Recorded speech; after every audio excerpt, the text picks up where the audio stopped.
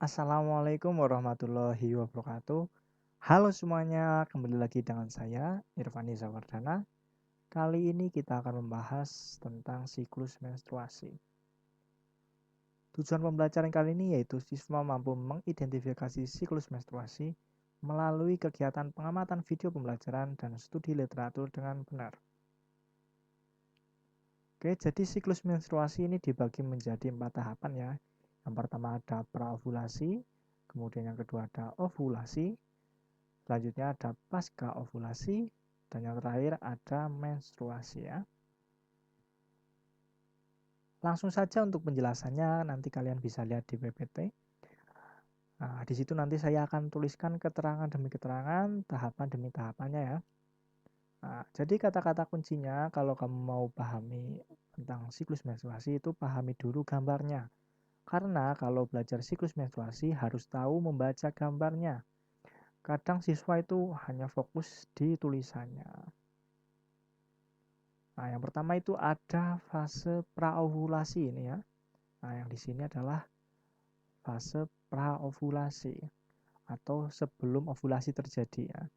Nah, itu terjadi pada hari kelima sampai hari ke-13. Di mana pada saat praovulasi terjadi kenaikan hormon FSH ini ya. Terjadi kenaikan hormon FSH.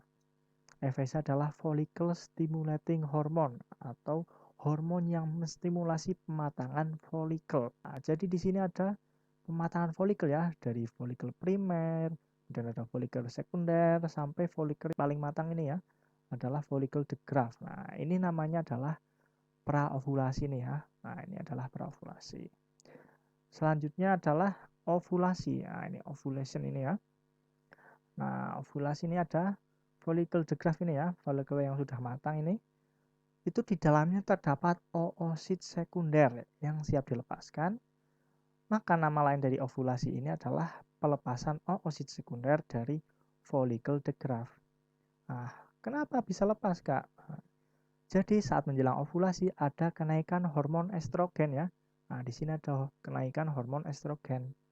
Nah, saat menjelang ovulasi estrogennya naik sehingga menyebabkan FSH-nya terhambat dan LH-nya naik. Nah, jadi ini melihatnya gini ya, lurus semua ya, dari bawah ke atas nih ya.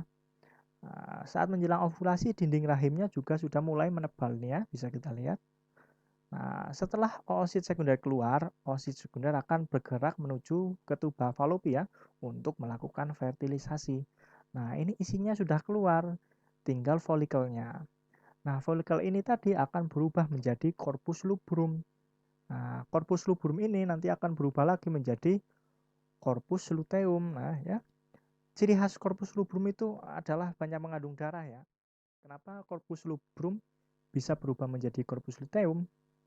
Nah, karena terjadi kenaikan ya, kenaikan hormon LH ini ya, terjadi sekresi hormon LH setelah ovulasi. Nah, ini setelah ovulasi di sini estrogennya naik, kemudian diikuti dengan FSH-nya yang turun dan LH-nya naik. Nah, karena LH-nya naik ini tadi, corpus luteum yang bekas folikel de Graaff ini berubah menjadi corpus luteum ya. Nah, corpus luteum ini sifatnya merangsang pengeluaran hormon progesteron. Nih bisa kita lihat di sini ya. Hormon progesteronnya naik. Nah, fungsi dari hormon progesteron adalah menebalkan endometrium atau uterus. Nah, ini ya. Ternyata tidak terjadi fertilisasi ya. Kalau tidak ada fertilisasi, maka nanti corpus luteum ini akan berubah lagi menjadi corpus albicans. Nah, corpus albicans ini sifatnya tidak mengeluarkan atau tidak merangsang progesteron sama estrogen ya, bisa kita di sini ya. Nah, turun hormon estrogen dan progesteronnya sehingga menyebabkan peluruhan endometrium atau menstruasi.